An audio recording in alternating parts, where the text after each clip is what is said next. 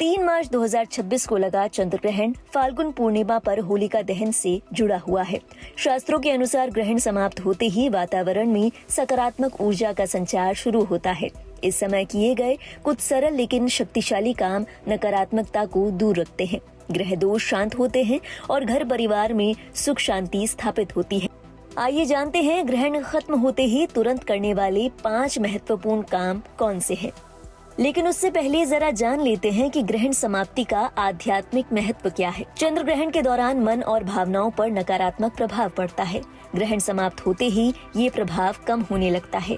धर्मशास्त्रों में इस समय को शुद्धिकरण और नई शुरुआत का सर्वोत्तम अवसर बताया गया है। स्नान, दान और पूजा से घर में सकारात्मक ऊर्जा का प्रवाह होता है, नकारात्मकता दूर होती है, घर में क्लेश कम होता है और परिवार में आपसी प्रेम व सौहार्द बढ़ता है। धार्मिक मान्यताओं के मुताबिक ये समय मां लक्ष्मी और भगवान विष्णु की विशेष कृपा प्राप्त करने वाला भी होता है।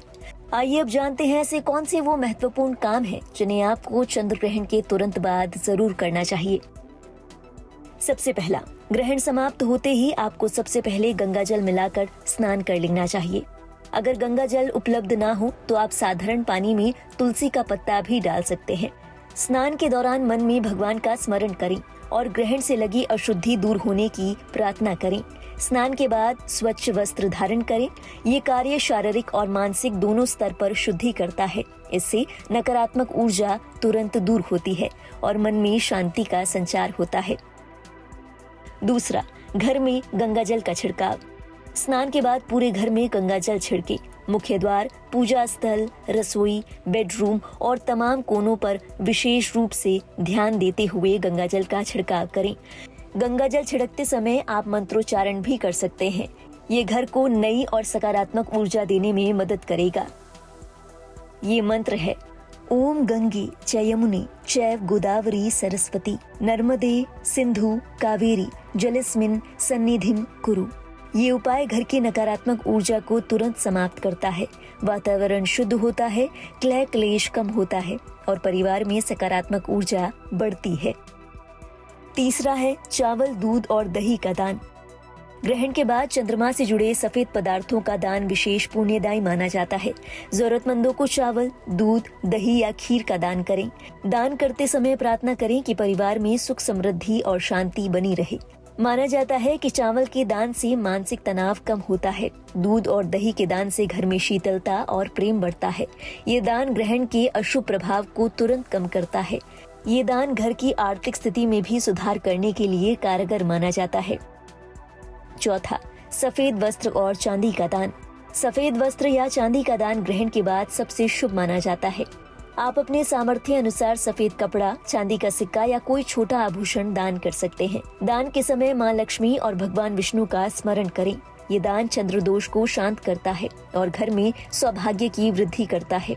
परिवार में आपसी संबंध मजबूत होते हैं और सुख शांति स्थापित होती है।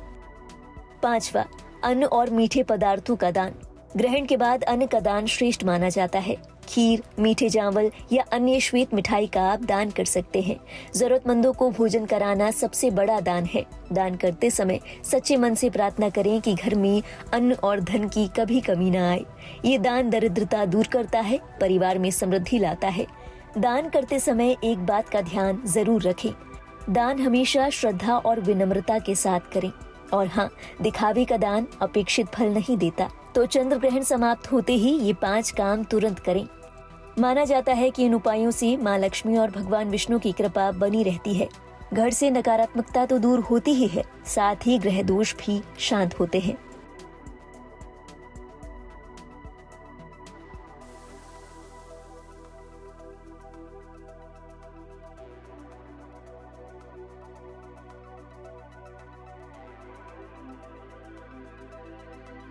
भगवान महाकाल के दरबार में ग्रहण समाप्ति के पश्चात में पूरे ग्रहण मंदिर का शुद्धिकरण किया गया है। भगवान महाकाल को शुद्धोदक स्नान कराया गया है।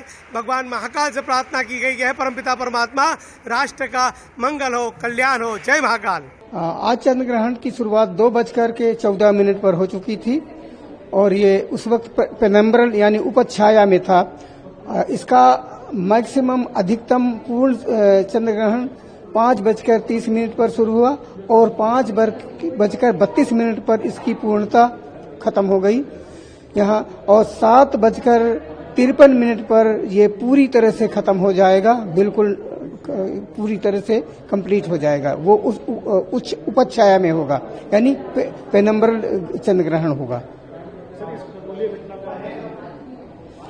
ये खगोलीय घटना देखिए, सूर्य, चंद्रमा और पृथ्वी जब तीनों एक लाइन में होते हैं तो पृथ्वी, सूरज और चंद्रमा के बीच में पृथ्वी आ जाती है, तो सूर्य की रोशनी चंद्रमा पर नहीं पड़ती। जैसे आप लोग सभी जानते हैं कि चंद्रमा की अपनी रोशनी नहीं है। जैसा कि जानता हूँ, चंद्र ग्रहण एक नेचुरल, एक सेलेस्टोरियल इवेंट है।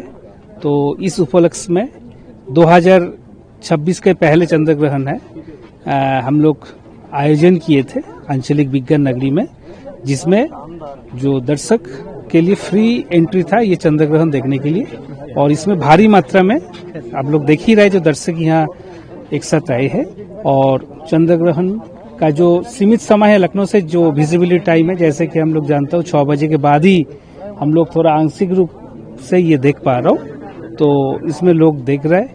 और इसका पीछे क्या वैज्ञानिक कारण है, क्या क्या होता है, ये भी हम लोग एक्सप्लेन करके सबको समझाने का कोशिश कर रहे हैं।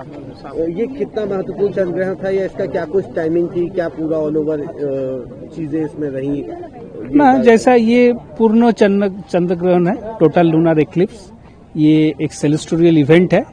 तो इसको जैसा इंडिया में आंशिक रूप से ही दिखाई पड़ रहा है, लखनऊ में बहुत ही कम समय के लिए हम लोग देख रहा हूँ। तो ये एक प्राकृतिक एक कारण है, इसमें और कुछ आश्चर्यित कुछ चीज नहीं है। ये जैसा दुनिया जब से शुरुआत हुआ तब से ये चंद्र ग्रहण, सूरज ग्रहण ये होते रहे, उसका ही एक है इसका नजारा।